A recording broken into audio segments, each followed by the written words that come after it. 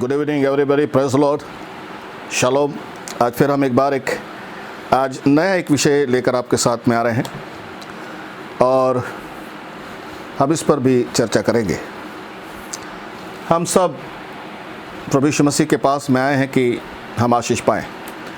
ऐसा कौन व्यक्ति है जो परमेश्वर के पास में आशीष पाने के लिए नहीं आता है। आजकल बहुत सारे मैसेजेस चल रहे हैं फेसबुक पर और यूट्यूब पर कि लोग परमेश्वर के पास में इसलिए जाते हैं कि उनको आशीष मिले। वो केवल आशीष पाने के लिए जाते हैं, मांगने के लिए जाते हैं, मांगते ही रहते हैं। और कई ऐसे विषय आप सुनेंगे, कई ऐसे प्रचारक हैं जो इस तरह से प्रचार भी कर रहे हैं कि हम मांगने वाले ही न बने और केवल ब्लेसिंग्स मांगने के लिए ही नहीं जाएं। परमेश्वर, ऐसे कई विषय हैं, परंतु आज हम थोड़ा सा इस विषय पर सोचेंगे कि परमेश्वर क्या कहता है। आप मेरे साथ में पढ़िए यूहन्ना रचित सुसमाचार, इसका 16वां अध्याय, उसके 23 और 24 पद हम पढ़ेंगे, जिसमें आपके साथ में मैं बात करना चाहूँगा। और उस दिन तुम मुझसे हाँ, मैं तुमसे सच कहता हूँ, मैं तुमसे सच, यदि पिता से कुछ मांगोगे तो वह मेरे नाम से तुम्हें देगा। अब तक तुमने मेरे नाम से कुछ नहीं मांगा। मांगो तो पाओगे, ताकि तुम्हारा आनंद पूरा हो जाए। परमेश्वर सबका परमेश्वर है। वो केवल क्रिश्चियनों का परमेश्वर नहीं है, पेंटिकॉस्ट लोगों का परमेश्वर नहीं है, केवल बैप्टिस्ट और ये सब का नहीं। परमेश्वर सभी का परमेश्वर है, एक ही परमेश्वर है। और वो मनुष्य को आशीष देने के लिए वादा करता है। वो कहता है कि मांगो और तुम्हें दिया जाएगा। तुमने अब तक मांगा नहीं, इसलिए तुम्हें मिला नहीं है, कहते। इसका अर्थ परमेश्वर हमें उत्साहित करते हैं कि हम परमेश्वर से मांगे, क्योंकि सब चीज़ें हम अपने कर्म से या अपने एफर्ट्स से ही नहीं प्राप्त कर सकते हैं। अगर हम कर्म भी करें, हम बहुत सारे एफर्ट्स लगाए, परिश्रम करें, इन सब के साथ में एक चीज़ होना ज़रूरी होता है, वह है परमेश्वर का फेवर। यदि वो है तो तुम तरक्की को पाओगे और तुम्हारे कर्म को अच्छा फल मिलेगा। जैसे कुछ किताबों में लिखा गया है, कर्म किए जा फल की चिंता मत करे इंसान। ऐसा कौन इंसान है जो कर्म करेगा और फल की इच्छा नहीं करेगा? पहले तो हमारे अंदर में फल की इच्छा आती है, तभी तो हम कर्म करते हैं। भूख लगती है तभी तो हम खाना खाते हैं। इच्छाएं मन में उत्पन्न होती है तभी तो जाकर हम कर्म करते हैं और फिर हमें उसका फल मिलता है। पहले इच्छाएं आती हैं, तो ये कोई जायज़ नहीं है कर्म किए जा फल की चिंता मत करे इंसान। ये बकवास है, इसमें कोई दम नहीं है। इंसान अगर केवल कर्म करेगा और फल की इच्छा न रखेगा तो वो क्या कर्म करेगा?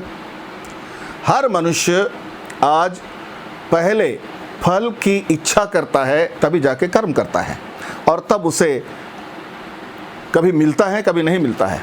परंतु यदि परमेश्वर का फेवर तुम्हारे साथ में है तो जो कर्म तुम करते हो उस पर तुम्हें आशीष मिलेगी। अब ये रही पहली हमारी बात। परंतु दूसरी बात यह है जिसके बारे में लिखा है। ये पहली बात यह है कि यदि हम उसके राज्य और धार्मिकता की खोज करते हैं तो ये सारे ब्लेसिंग्स, ये सारे आशीषें हमें अपने आप मिलते हैं। ये पवित्र शास्त्र में लिखा हुआ है। पहले तू उसके राज्य और धार्मिकता की खोज कर, तो ये सब चीज़ें तुम्हें मिल जाएगी। मत्ती रचित सुसमाचार 6वां अध्याय, उसके 33वें पद को हम सुनेंगे और पढ़ेंगे। इसलिए पहले तुम परमेश्वर के राज्य और उसके धर्म की खोज करो। पहले तुम उसके राज्य और धर्म की खोज करो, तो ये सब वस्तुएं भी तुम्हें मिल जाएगी।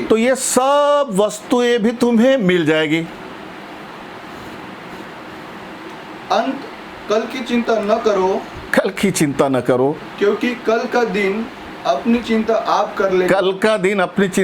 कर लेगा। आज के लिए आज का दुख बहुत है। कल की चिंता मत करो।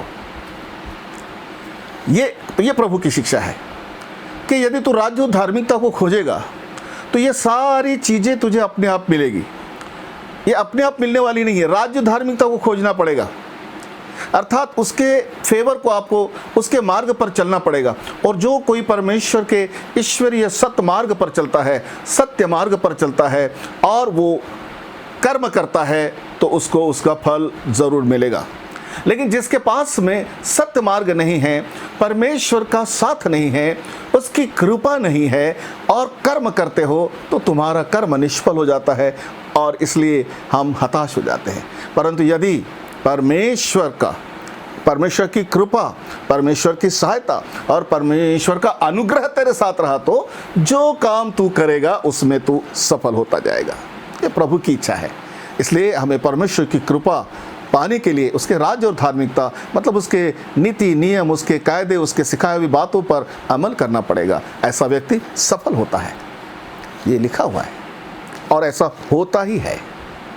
तो ब्लेसिंग्स यानी कि आशीष पाने के लिए ही परमेश्वर ने हमको बुलाया है। कुछ लोग कहते हैं आशीष पाना, आशीष मांगना। मांगो, प्रभु ने कहा है मांगो और तुम्हें दिया जाएगा ताकि तुम्हारा आनंद पूर्ण हो। ऐसा कौन व्यक्ति है जो अपने जीवन में आनंद नहीं पाना चाहता है? ऐसा कौन है जो आनंदित नहीं रहना चाहता है? परमेश्वर जानते हैं और इसलिए उन्होंने कहा ताकि तुम्हारा आनंद पूर्ण हो। वो हमें आनंदित करने के लिए सदा हमारी और अनुग्रह की दृष्टि करे रहते हैं। कुछ जो ये कहते हैं कि मांगते रहेंगे हम केवल भिखारी की तरह मांगना ही, नहीं, ये गलत बात है। ऐसे किसी पर टीका टिप्पणी ना करो। वो परमेश्वर है और हम मनुष्य हैं और हमको वो देने ही आया है, हम उसे कुछ नहीं दे सकते हैं। उसने कहा तुम मुझे क्या दे सकते हो, ये सब कुछ मेरा है। यहाँ की हवा, यहाँ की पानी, यहाँ का सब कुछ मेरा है, तुम मुझे क्या दे सकते हो? सोचिए, हम उसे कुछ नहीं दे सकते। वो ही हमें सब कुछ देता है, वो ही सब कुछ मुहैया करता है। वो यहोवा यिर्रे है, सब कुछ मुहैया करता है। इंसान को लगने वाली सब बातें वो अदा करता है, उसको जन्म भी देता है और उसको जन्म के साथ साथ जिंदा रहने की खुशियां भी अदा करता है। अब ये बशर्ते बहुत ही दुखद बात है कि कई लोग बहुत दुखमय जीवन जीते हैं, उनके जीवन में आनंद नहीं होता है। परंतु प्रभु के पास में आओ, यीशु के पास में आओ, वो निश्चित कहता है तुम्हें वो आनंद देना चाहता है। मांगो ताकि तुम्हारा आनंद पूर्ण हो। कितना प्यारा परमेश्वर है जो हमें आनंदित करना चाहता है। हम उसके बच्चे हैं, हम उसे मांगे, वो चाहता है मांगो। मांगना हमारे लिए अत्यंत महत्वपूर्ण है। ब्लेसिंग्स, सो ब्लेसिंग्स जो है मांगने से मिलती है। ब्लेसिंग्स नंबर 2, ब्लेसिंग जो है अगर हम धार्मिकता के कार्य में चलते रहे, उसके नीति नियम वचन को मानते रहे तो जो काम हम करेंगे उसमें हम सफल होते जाएंगे। इस तरह से दूसरे प्रकार से भी हमें आशीष मिलती है। तीसरा प्रकार की आशीष है, मैं आपके साथ में बात करना चाहूंगा, है ना, ये आशीष है। तीसरे प्रकार की आशीष को हम देखेंगे जो वाचा के द्वारा यानी कि प्रॉमिसेस के द्वारा परमेश्वर हमें कहता है। इसमें परमेश्वर ने इफ रखा है कि यदि तू ये करेगा तो तुझे ये मिलेगा। वो एक वाचा की आशीष है।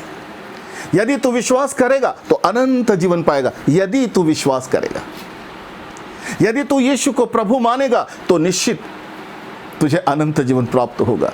यहाँ पर कवनेंट की यानी कि वाचा की आशीष है।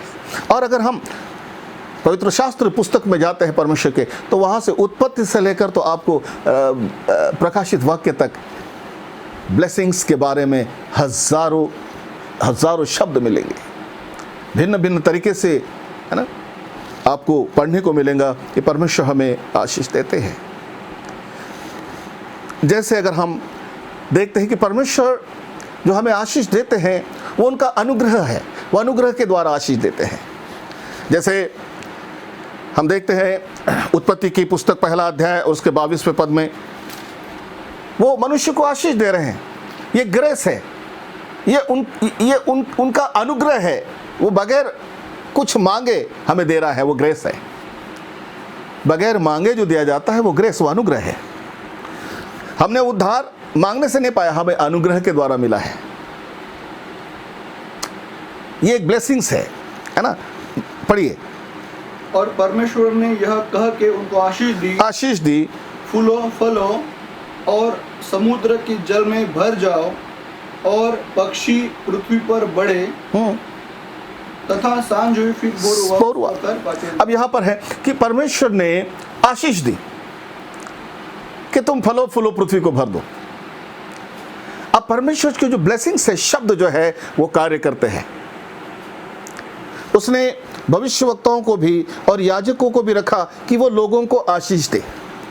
उसने लेवियों को भी रखा, याजकों को रखा कि वो लोगों को आशीष दे। उसने मूसा को कहा तू मेरे लोगों को आशीष दे। उसने आरोन को कहा तू मेरे लोगों को आशीष दे। ये जो नबी हैं हमें आशीष देने के लिए बनाए हैं। और जो नबी हैं और जो खुदावन के बंदे हैं, जो खुदावन के फरिश्ते हैं, उनके पास में एक बहुत बड़ी दौलत है जिसका नाम है आशीष। उनके धार्मिकता का फल, उनके विश्वास योग्यता का फल, उनके अभिषेक का फल ये होता है कि उनके पास आशीष होती है। और वो जब लोगों को आशीष देते हैं तो वो आशीष उनके जीवन में कार्य करने लगती है। आशीष निर्धन को धनवान बना सकती है। बाइबल में लिखा है उसने निर्धनों को चुना कि धनवानों को लज्जित कर दे। आशीष है। परमेश्वर हमें आशीष देने के लिए बुलाता है और हमें भी कहा तुम आशीष दो और केवल आशीष दो। हम वो उस परमेश्वर के लोग हैं कि अपने मुंह से हम एक दूसरे को आशीष दें, बेहतरीन आशीष देना सीखें। यदि हम प्रभु यीशु मसीह में नई सृष्टि है, यदि हमने उद्धार पाया है, यदि हम परमेश्वर के उपासक हैं, यदि हम परमेश्वर के अभिषिक्त हैं, यदि हम परमेश्वर के उपासना करने वाले हैं, तो हमें आशीष देना सीखना चाहिए। बेहतरीन आशीष। प्रभु ने कहा आशीष दो, क्योंकि वो जो देता है वो फिर प्राप्त भी करता है। दो और तुम्हें दिया जाएगा। परमेश्वर ने हमें आशीष देने के लिए कहा है। हम केवल परमेश्वर से ही आशीष मांगते न रहें, परंतु हम एक दूसरे को भी आशीष दें। यदि तुम्हारी धार्मिकता और परमेश्वर के साथ में तुम्हारा संबंध बहुत अच्छा है, तुम एक नबूवत करने वालों में उनके झुंड में आ गए हो, तुम एक खुदा के ऐसे उपासक बन गए हो कि तुम्हारे पास में परमेश्वर के अनुग्रह की आशीष रहती है और परमेश्वर कहता है दो। हम पवित्र शास्त्र में पढ़ते हैं कि हमारे जितने भी रसूल हैं, जितने हमारे नबी हैं, उन्होंने कई लोगों को बेहतरीन आशीष दी है। और आज भी प्रभु ने कलीसिया को, उसकी झुंड को बताया है कि तुम लोगों को आशीष देना। यह हमारा परमेश्वर का ईश्वरीय हमारा गुण है कि हम लोगों को आशीष दें। हम लोगों को कोसे नहीं, हम लोगों को श्राप न दे। तेरा बुरा हो जाए, तेरा भयंकर बुरा हो जाए, तू मर जाए, ना कहें। हमें आशीष देना है। प्रभु ने कहा आशीष और श्राप तेरे मुंह में है, आशीष देना। एक बार का वाकया है, प्रभु अपने शिष्यों के साथ में एक गांव में सुसमाचार प्रचार करने के लिए गए और वहाँ पर किसी ने भी विश्वास नहीं किया। सभी ने उनको तंग कर दिया और वे गांव के बाहर निकले। तो चेले प्रभु से कहने लगे, प्रभु जी, क्या हम इस गांव पर आग बरसा दें? प्रभु ने कहा ऐसा मत करो, ऐसा मत करो, आशीष दो। प्रभु ने कहा आशीष दो। तो आशीष मिलती हैं खुदावन के याजकों से, नबियों से और उन धर्मी व्यक्तियों से जो परमेश्वर के साथ में चलते हैं। उनकी संगति में जब हम आते हैं और हमारे लिए जब वो है ना आशीष देते, वो आशीष हमें लग जाती है। और ख़ासकर याजकों को तो उसने आशीष देने के लिए बुलाया है। हम पढ़ेंगे कुछ पदों को, लेवियों की पुस्तक उसके 26वें अध्याय के 42वें पद को जरा पढ़ेंगे। लेवियों की पुस्तक 26वां अध्याय 42वां पद।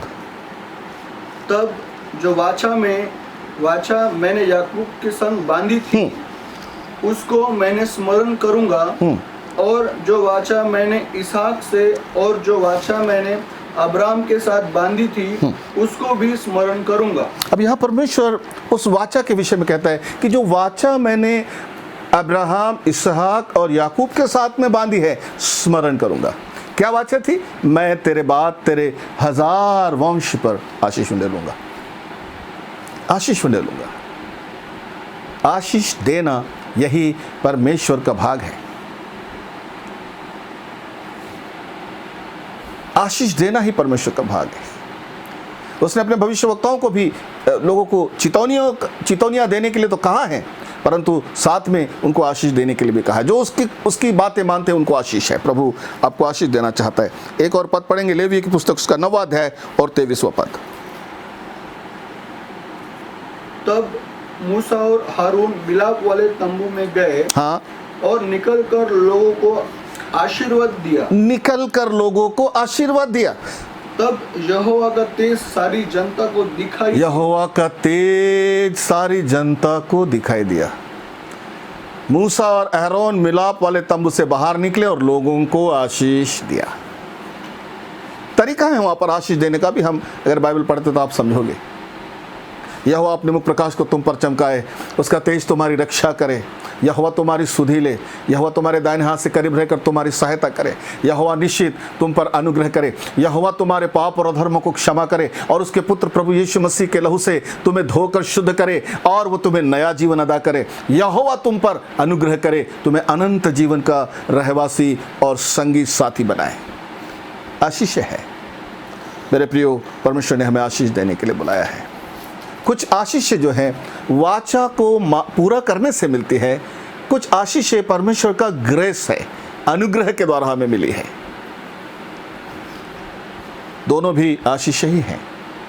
यदि हम परमेश्वर के साथ चलते हैं, उसने कहा यदि तू मेरी बातों को मानेगा। आइए हम देखते हैं व्यवस्था विवरण पुस्तक इसके 28वें अध्याय के पहले पद में लिखा है कि यदि तू ये मेरी बातें मानेगा तो ये आशीष तुझ पर बने रहेगी। वो कवनेंट है, ये वाचा है कि यदि तू मानेगा तो ये तेरे साथ होगा।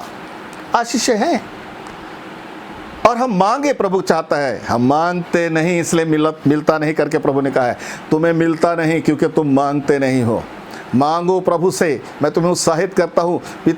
पिता से मांगो और वो पुत्र के नाम से तुम्हें दे देगा। मांगने का तरीका भी सीख लेना, तब वो तुम्हें देगा। मांगने का तरीका ये नहीं है कि हम जाकर दुकानदार को अपनी लिस्ट अदा कर रहे हैं। मांगने का तरीका ये भी नहीं है कि हम छाती ठोक कर मांग रहे हैं। मांगने का तरीका भी ये नहीं है कि हम अपने छाती निकाल कर कहे कि मैं तेरा पुत्र हूँ इसलिए तू मुझे दे दे। मांगने का सलीका है, दोहाई देने का सलीका है। दोहाई देकर मांगो, वो देगा, तेरे गुनाहों को माफ करेगा। तूने जैसा भी गुनाह किया वो माफ करेगा। दोहाई दो, मांगो, मांगने का तरीका सीखो। बात यह है कि हम मसीह लोग जो हैं, हमने मांगने का तरीका नहीं सीखा है। हमें सिखाया जाता है कि ये तेरा बाप है, आसमानी बाप है इसलिए मांग, और हम ऐसे मांगते हैं मानो हमने उसको कोई चीज़ें उधार दी थी। ऐ पिता हमें दे दे, यीशु के नाम में दे दे, मेरे को जॉब दे दे, लड़का दे दे, ऐसे मांगते जैसे हमारा अधिकार है। अरे वो खुदा बाप है, वो खुदा बाप है, उसने रहम किया है कि कम से कम उसको मांगने का एक कवनेंट उसने हमारे साथ किया है। ज़रा समझ जाइए, बहुत से कलीसिया में बहुत से लोग ऐसे हैं जो मांगने का तरीका उनको मालूम नहीं है। तुम्हारी दी हुई चीज़ अगर तुम जाकर किसी को बड़े गर्व से मांगोगे और गलत तरीके से मांगोगे तो बोलेगा तेरी चीज़ फेंक दे, जल लेके जा तेरी चीज़। मांगने का तरीका सीखिए। मांगने का तरीका क्या है उसको हम देखेंगे। कृपया इस वचन को पढ़िए।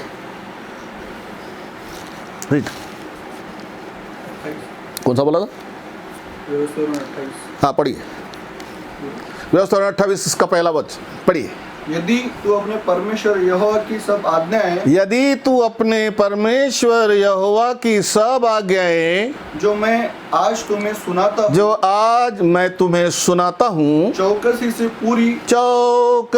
से पूरी करना, चित्त लगाकर उसकी सुने। हाँ, और वह तुझे पृथ्वी की सब जातियों में श्रेष्ठ करेगा। वो पृथ्वी के सब जाति में तुझे श्रेष्ठ करेगा। यहाँ लिखा है यदि जो विधि हैं, चितौनियाँ हैं, आज्ञाएं हैं, मैं तुझे बताता हूँ, यदि तू मानेगा तो मैं तुझे पृथ्वी पर श्रेष्ठ करूँगा और ये सारी आशीष उसमें लिखे तुझ पर आएगी। ऐसा लिखा हुआ है। फिर अपने परमेश्वर यहोवा की सुनने के कारण ये सब आशीर्वाद तुझ पर पूरे होंगे। ये आशीर्वाद तुझ पर पूरे होंगे। यहोवा की सुनने के कारण ये सारे आशीर्वाद तुझ पर पूरे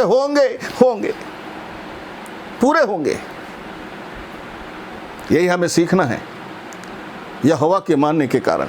तो यही मैं बताना चाहता हूँ कि आशीषें मांगो, मिलेगी, लेकिन मांगने का तरीका भी सीख लो। कुछ आशीषें पाने के लिए आपको उसकी वाचाओं को स्मरण करवाना पड़ेगा। परमेश्वर कहता है कि मैं याकूब और इब्राहिम और इसहाक को दी हुई वाचाएं स्मरण करूंगा। उसी तरह पिता ने अपने पुत्र के द्वारा हमारे साथ में वाचा बांधी है, और वो पुत्र के द्वारा बांधी हुई वाचा को स्मरण करेगा।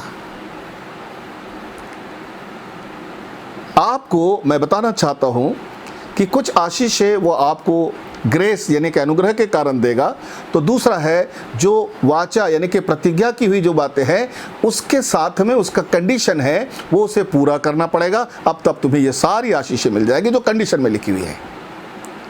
कंडीशन में लिखी हुई आशीषें मिलेगी। कंडीशन में क्या लिखा है? यदि तू मेरी बात मानेगा तो मैं तेरे लिए ये करूंगा। परमेश्वर की डिमांड बहुत बड़ी नहीं है।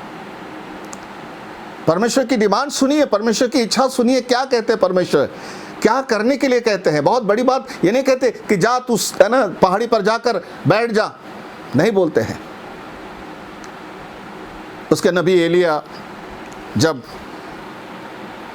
अहाब के सामने से भाग गए और जाकर जंगल में रूट कर बैठ गए, खुदा बाप ने कौवों को भेजकर उसको खाना खिला, बोले खा ले तू। वो तो उन्होंने अन्न और जल दोनों भी छोड़ दिया था। वैसे ही है ना कि परमेश्वर जो है वाचा, अब देखिए एक और वाचा है जिस पर उसने कहा कि मैं तेरे अन्न जल पर आशीष डालकर तुझ में से रोग दूर करूंगा। देखिए यहाँ ब्लेसिंग्स क्या है, रोग दूर करूंगा। निर्गमन 25:23 क्या लिखा है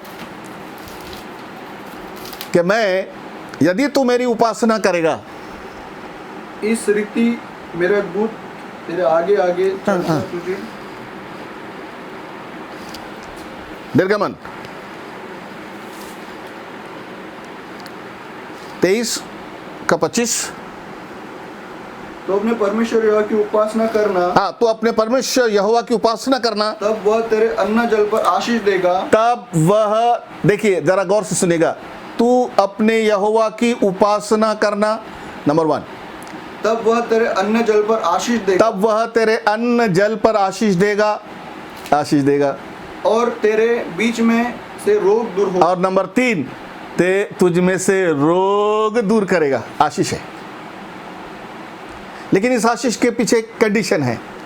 यदि तू उसकी उपासना करेगा, आत्मा और सच्चाई से भक्ति करेगा, राज्य और धार्मिकता को खोजेगा, ये चीजें मिल जाएगी। अब यहाँ पर एक देखिए कॉवेनेंट है कि यदि तू उसकी उपासना करेगा, यदि तू अपने यहोवा की उपासना करता है, यदि तू जीवित परमेश्वर की उपासना करता है और जानता है कि वो जीवित है, उसको मूर्तियों में नहीं खोजता, उसको किसी पेंटिंग्स में नहीं खोजता, उसको किसी चित्र में नहीं खोजता, परंतु तू उसे जैसा वो है आत्मा में उसको खोजता है और अपनी आंखें उसके ओर लगाता है और यहोवा को उसकी उपासना करता है, उसकी उपासना करता है, तो वो तेरे अन्न जल पर आशीष ले लेगा। अन्न और जल ये बहुत ही रेवलेशन वाला मैटर है। तेरे अन्न और तेरे जल पर, हमारे जीवन का मुख्य भाग तो अन्न जल ही है। जो कुछ तुम खाते हो वो अन्न है, और जो तुम पी रहे हैं वो पानी जो है वो जल है। तेरे अन्न और तेरे जल पर आशीष ले लेगा, और ऐसी आशीष आएगी कि वो दवा बन जाएगी और तुझ में से रोग खत्म हो जाएंगे, चाहे वो कोरोना वायरस का भी रोग क्यों न हो। यदि तू उसकी उपासना करता है और अन्न और जल पर तेरे आशीष उड़ेलेगा, तुझ में से रोग दूर करेगा। दुनिया देखते रह जाएगी। कई विश्वासियों ने बाहर आकर कहा कि यहोवा ने हमको चंगा किया है। कई विश्वासियों ने बाहर आकर कोरोना से छुटकारा पाने के बाद में उन्होंने सबसे पहले यहोवा का धन्यवाद किया और कहा प्रभु ने मुझे चंगा किया है, मेरे यीशु ने मुझे चंगा किया है। ये सच है। वो तेरे अन्न जल पर आशीष लेगा। दवाइयां भी अन्न ही है तुम्हारा। तुम्हारे शरीर में कुछ इंग्रेडिएंट्स कम हो जाते हैं, तुम्हारे शरीर में कुछ एंजाइम्स कम हो जाते हैं, तो वो उसको पूरा करता है। तुम्हारे शरीर में वायरसेस से जूझने की इम्यूनिटी नहीं है, तो वो इम्यूनिटी बढ़ाता है ताकि तुम वायरस को खत्म करो। ये सारे अन्न जल है, और उस पर आशीष डालेगा, रोग दूर कर देगा। तेरे जल पर आशीष डालेगा। तेरे हाथ में लगाई गई सलाइन पर जो जल है उस पर भी आशीष होने लगा, तुझ में से रोग दूर कर देगा। उपासना करेगा, तुझ में से रोग दूर करेगा। आज जो हम संक्रमण से जूझ रहे हैं, यहोवा की उपासना करने वालों, मैं तुम्हें हिम्मत बनाना चाहता हूँ। यहोवा तुम्हारा चरवाहा है। यहोवा तुम्हें कहता है मेरी उपासना करते रहना, कठिन समय में भी मैं तेरे अन्न जल पर आशीष उंडेलकर तुझ में से रोग दूर कर दूंगा। कोई दुख तेरे डेरे के पास नहीं आएगा। यहोवा वाचा करता है, लेकिन वाचा के साथ में एक प्रॉमिस है, तो वो पूरा करोगे तो तुम्हें प्रॉमिस की हुई सारी आशीषें मिलेगी। स्वर्गीय स्थानों में जाने के लिए वाचा है। यदि तू यीशु मसीह पर, जिसको पिता ने भेजा, विश्वास करेगा तो तू स्वर्गीय स्थानों का वारिस होगा। यदि तू स्वर्ग जाने के लिए सीढ़ी भी तैयार करेगा और बड़ा अंबार खड़ा कर देगा तो भी तू नहीं जा सकता। यीशु के नाम पर विश्वास करने से तो ये वाचा है। फिर भी प्रभु आपको आशीष दे। परमेश्वर चाहता है कि वह हमें आशीष दे। वो मनुष्य को आशीष देने के लिए आए। और खासकर अंत में फिर बताना चाहता हूँ, प्रभु ने कहा मांगो। फिर से एक बार हम पढ़ेंगे, फिर से एक बार पढ़ेंगे यूहन्ना 16 इसके 23 और 24वां पद। मांगो, तुमने मांगा नहीं है अब तक। और मांगने का तरीका भी देख लेना। प्रभु ने कहा तुम मांगते हो तुम पाते नहीं हो, क्योंकि तरीका ठीक नहीं है, इरादे ठीक नहीं है। लिखा हुआ है प्रभु के वचन में, मांगते हो पाते नहीं हो क्योंकि तुम्हारे इरादे ठीक नहीं है। आइए हम पढ़े इस वचन को, हम इसको कंक्लूड करेंगे आज। उस दिन तुम मुझसे कुछ न पूछोगे। तुम मुझसे कुछ न पूछोगे। मैं तुमसे सच कहता हूँ, मैं तुमसे सच कहता हूँ, यदि पिता से कुछ मांगोगे, यदि पिता से कुछ मांगोगे वह मेरे नाम से तुम्हें देगा। मेरे नाम से तुम्हें दे देगा। अब तक तुमने मेरे नाम से कुछ नहीं मांगा। अब तक तुमने मेरे नाम से कुछ नहीं मांगा। मांगो तो पाओगे, ताकि तुम्हारा आनंद पूरा हो। मांगो, पवित्र आत्मा मांगो, बड़ी सामर्थ है। रोटी मांगो, भूखे हो देगा। प्यासे हो जल मांगो देगा। बीमार हो चंगाई मांगो देगा। बंधनों में हो छुटकारा मांगो देगा। जिस चीज की तुम्हें लगती है कि कमी घटी है, मांगो, वो तुम्हें अदा करेगा। वो अपने अनुग्रह और अपने बड़ी सामर्थ्य में से तुम्हें अदा करेगा। यहोवा निश्चित भला है, उसकी करुणा सदा की है। मांगो और वो तुम्हें देगा। परमेश्वर ये चाहता है विश्वासियों, मांगना सीखो, मांगने के तरीके सीखो, तरीका सीखो। फिर मैं कहता हूँ मांगने के तरीके हमारे ठीक हो जाए। हम सीखे अपने पासबानों के पास जाकर के कि हमें मांगने का तरीका सीखा। हमें उस आवाज़ में नहीं मांगना है जो लड़ाई झगड़े की आवाज़ होती है। हम उसके सामने नम्र और झुके हुए लोग हैं। झुककर जो मांगता है वो प्राप्त करता है। छाती पीटकर और रोकर जो मांगता है वो प्राप्त करता है।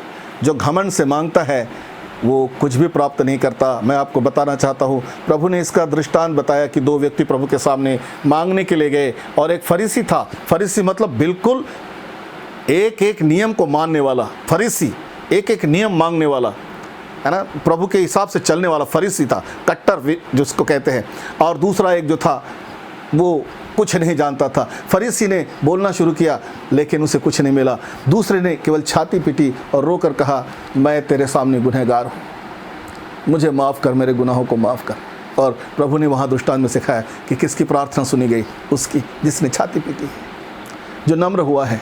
मांगो परमेश्वर से नम्र होकर, मांगो परमेश्वर से घुटने टेक कर, मांगो उसके सामने गिड़गिड़ा कर। यहोवा तुम पर अनुग्रह करेगा। वो कहता है मांगो तुम्हारा आनंद पूर्ण हो। यीशु आप पर दया और अनुग्रह करता रहे।